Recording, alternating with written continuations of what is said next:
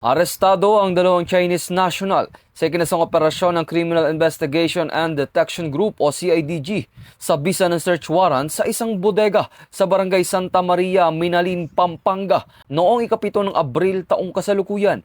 Kinilala ang mga suspect na si alias Xiao, may-ari ng bodega, at alias Lin, manager nito. Narecover sa operasyon ang 1,956 na foam mattresses na nagkakahalaga ng mahigit 5 milyong piso.